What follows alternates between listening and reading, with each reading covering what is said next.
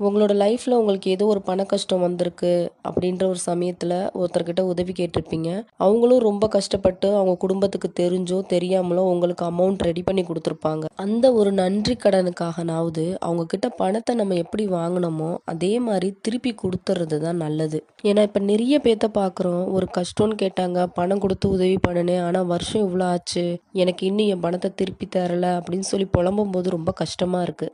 நம்ம ஒரு இக்கட்டான சூழல்ல இருக்கும்போது, அதாவது நமக்கு ஒரு பண தேவை அப்படின்னு இருக்கும்போது, நம்மளே போய் உதவி கேட்காம இருந்தும் கூட, நம்ம கஷ்டப்படுறத தெரிஞ்சு தானா வந்து உதவி செஞ்சு, அந்த கஷ்டத்துலேருந்து நம்மள மீட்டிருப்பாங்க இல்லையா? அவங்களுக்கு நம்ம நன்றி உள்ளவங்களா இருக்கணும் அப்படின்னா, அவங்க நமக்கு செஞ்ச பண உதவிய சரியான நேரத்துல, கண்ணியமான முறையில அவங்களுக்கு திருப்பி குடுத்துறணும். உங்களோட லைஃப்ல உங்களுக்கு ஏதோ ஒரு பண கஷ்டம் வந்திருக்கு அப்படின்ற ஒரு சமயத்துல ஒருத்தர்கிட்ட உதவி கேட்டிருப்பீங்க. அவங்களும் ரொம்ப கஷ்டப்பட்டு அவங்க குடும்பத்துக்கு தெரிஞ்சோ, தெரியாமலோ உங்களுக்கு அமௌண்ட் ரெடி பண்ணி